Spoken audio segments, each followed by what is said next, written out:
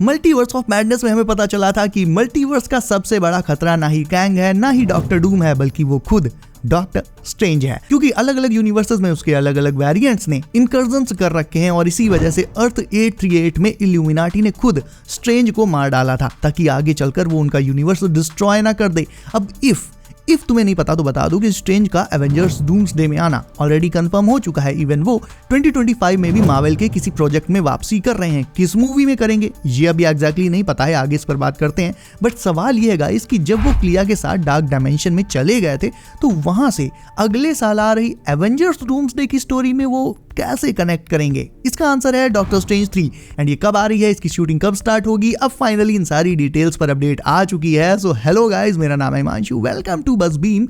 So doctor strange 3 का production, इसकी shooting 2026 में स्टार्ट हो जाएगी। और इससे ये भी साफ हो जाता है कि डॉक्टर स्ट्रेंज 3 एवेंजर्स डूम्सडे के पहले नहीं आ रही है, वो सीक्रेट वॉर्स के पहले या उसके बाद आएगी, यानी ओवरऑल 2027 में आएगी। तो अपने एक इंटरव्यू में बेनेडिक्ट कम्बरबैच ने 2025 में जिन मार्वल मूवी में काम करने की बात की थी वो एक्चुअल में पता कौन थी? एवेंजर्स डूम्सडे थी। क्योंकि तुम जानते हो एवेंजर्स डूम्सडे की शूटिंग जो है वो अभी 2 महीने बाद शुरू होने वाली है। सो स्ट्रेंज इसी शूटिंग का हिस्सा होंगे। अब मुझे ऐसा लगता है कि डॉक्टर स्ट्रेंज 3 सीक्रेट वॉर्स के बाद आएगी, बिकॉज तुम्हें याद होगा मैंने बताया था कि सीक्रेट वॉर्स के बाद नवंबर 2027 में भी एक सीक्रेट अनअनाउंस्ड मार्वल मूवी आ रही है। ये कौन सी मूवी है कोई नहीं जानता, बट इतना कंफर्म है कि यही मूवी हमें मार्वल के नेक्स्ट रिबूटेड सागा में ले जाएगी। और मेरे ख्याल से ये डेफिनेटली डॉक्टर स्ट्रेंज 3 हो सकती है, जो कि फिर पूरी तरह से म्यूटेंट्स पर फोकस करेगी, क्योंकि मार्वल का नेक्स्ट सागा म्यूटेंट सागा होने वाला है। तो ये पूरा सिनेरियो वाकई में बहुत ज्यादा इंटरेस्टिंग है और मार्वल ने यहाँ बहुत ज्यादा चालाकी दिखाई है।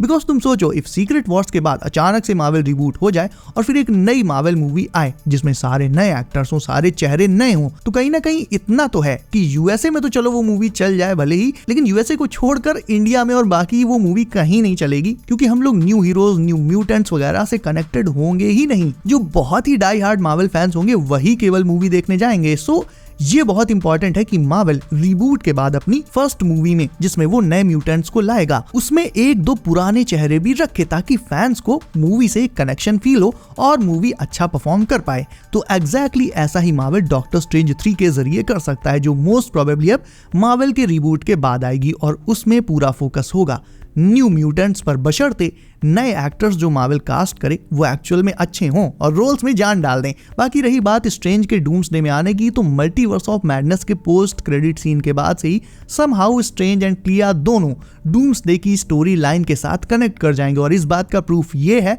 कि एवेंजर्स डूम्सडे की कास्ट में बेनेडिक्ट कम्बरबैच के साथ साथ चार्लीज थेरॉन यानी क्लिया का नाम भी शामिल है गाइस। अब तुम्हें एक मजेदार चीज दिखाता हूँ। वेनम 3 का वो डिलीटेड सीन जो वेनम के MCU में आने का सबसे बड़ा इंडिकेशन है, इस सीन का नाम है बिटवीन यूनिवर्सेस। पहले ये सीन देख लो तुम।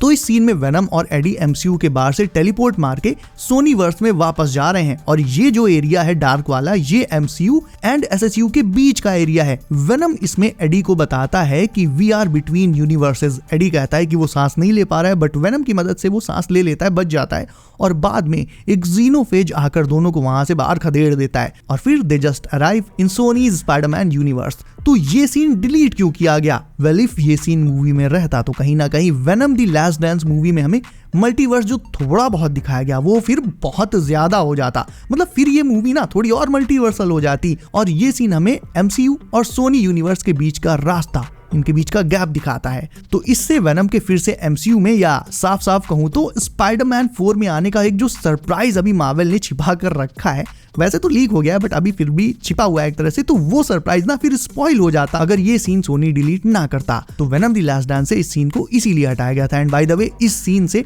मेरी एक थ्योरी भी कंफर्म हो गई थी। मैंने बताया था कि नल वो कभी भी किसी भी यूनिवर्स में आ जा सकता है, हर एक यूनिवर्स पर उसकी नजर रहती है, चाहे वो MCU हो, सोनीवर्स हो या लिटरली और कोई भी यूनिवर्स हो।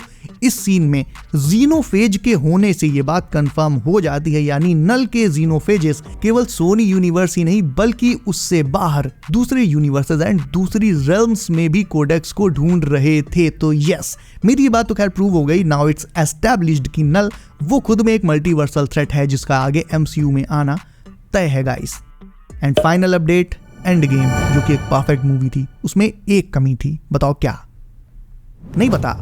वो कमी थी हमारे हीरोज के क्लासिक लुक्स का ना होना। फॉर एग्जांपल, एंड गेम के फाइनल बैटल में पीटर अपने आयरन स्पाइडी सूट में था, जबकि स्पाइडरमैन को कभी भी बहुत हाईटेक गैजेट्स वगैरह का सहारा लेने के लिए नहीं जाना गया, बल्कि उसे उसकी नेचुरल वेब स्लिंगिंग एबिलिटी और अपने मजबूत इरादों से बड़े खतरों को फेस करने के लिए जाना जाता है। दूसरा एग्जांपल है हल्क का। हल्क को मार्वल ने इतना नर्फ क्यों किया ये आज तक किसी को पता नहीं चल पाया। इवन एंड गेम जैसी इंपॉर्टेंट मूवी के एंड में भी हमें ट्रू हल्क देखने को नहीं मिला। मिली तो ब्रूस और हल्क की खिचड़ी।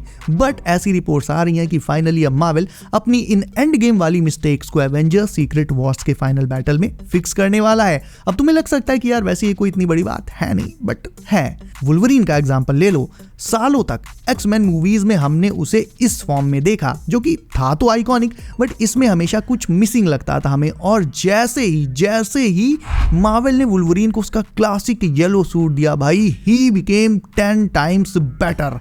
भले ह्यू जैकमैन की एज बढ़ गई हो, जो भी हो, बट फिर भी येलो सूट को पहनने के बाद भाई जो आइकॉनिक लुक मिला उन्हें डेडपूल एंड वुल्वरीन में। सो समझ रहे हो मेरी बात? तो classic and comic accurate looks actual में किसी भी मूवी को कई गुना तक बेटर बना देते हैं। इवन मार्वल अभी अपने सबसे ज्यादा कॉमिक एक्यूरेट वाले फेज में है भी, और इसके चलते ये बात लॉजिकल भी है कि हमें सीक्रेट वॉर्स के फाइनल बैटल में सारे के सारे हीरोज अपने क्लासिक सूट में दिख सकते हैं। जहां स्पाइडी के पास ये वाला सूट होगा या फिर ऑब्वियसली सिम्बियोट सूट होगा, वहीं हल्क अपने एग्रेसिव फॉर्म में आ जाएगा। एंड वुल्वरीन तो भाई अपनी कॉमिक एक्यूरेट फॉर्म में है ही। डेडपूल तो कभी बदला ही नहीं, टोबी और एंड्रू ने कभी कपड़े बदले ही नहीं। तो ओवरऑल सीक्रेट वॉर्स वैसे तो सबके लिए ऑसम होने वाली है definitely, but specially comic fans के लिए भाई it will be like a dream come true. क्योंकि देखो, कॉमिक्स वगैरह हम बचपन में पढ़ते थे और तभी से हम इन हीरोज से कनेक्टेड फील करते थे। तो अगर उसी कॉमिक वाले एग्जैक्ट लुक में, उन्हीं कॉमिक्स वाले सूट्स में हमें हीरो लाइव एक्शन में देखने को मिलते हैं भाई, तो हम जानते हैं कि फिर मूवी का मजा कितना ज्यादा बढ़ जाता है। So yes, this is going to happen in Avengers Secret Wars. जो चीज हमें एंड गेम में, एक चीज केवल जो छोटी सी मिसिंग रह गई, वो अब एवेंजर्स सीक्रेट वॉर्स में मार्वल फिक्स करने वाला है। So guys, that's it for today. Video अच्छी लगी हो तो तुम इसे लाइक करके चैनल कर लो सब। नोटिफिकेशंस कॉल पर डालना बिल्कुल मत भूलना, ताकि आने वाली MCU अपडेट्स तुमसे कभी भी मिस ना हो। सो गाइज, बी सेफ, अपना ख्याल रखिए आप। मेरा नाम है Himanshu and as always I will see you in next one.